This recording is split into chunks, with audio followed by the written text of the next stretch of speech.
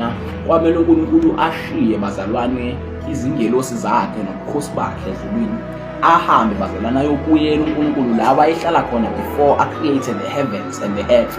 Abuyele uNkulunkulu la wayetholakala khona before create yonke into yayikhona, because bazalwane if uNkulunkulu uhlala ezulwini bazalwane, so inkathi wayedala izulu nomhlaba wayekiphi. So bazalwane uyifana nathi ukuthi uNkulunkulu was stay within himself, wayehlala kuyena. Ngoba muhambe uyibheka kuJohn chapter 1 verse 1 uthi wayeqaleni kwakukhona ulizwi, ulizwi wayenguye uNkulunkulu, wayekuye uNkulunkulu futhi wayenuNkulunkulu. So kahle kahle siyathola ukuthi uNkulunkulu bazalwane was living, was mingled within himself bazalwane, ehlala kuyena ngaphakathi before i-creation yenzeka. So manje mefuna ukudala umuntu bazalwane akaye kulezi zinto esezidaliwe already.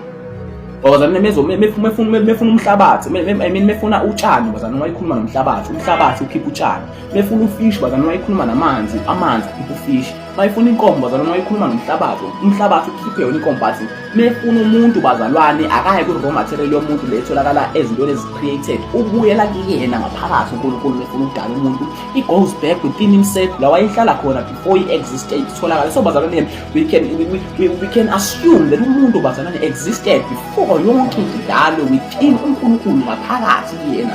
So bazalwane uNkulunkulu mefuna ukudala umuntu uyabuyela emuva, ukhuluma naye-ke manje uthi let us create man, ukhuluma no the Father, ukhuluma no the Son, ukhuluma the Holy Spirit.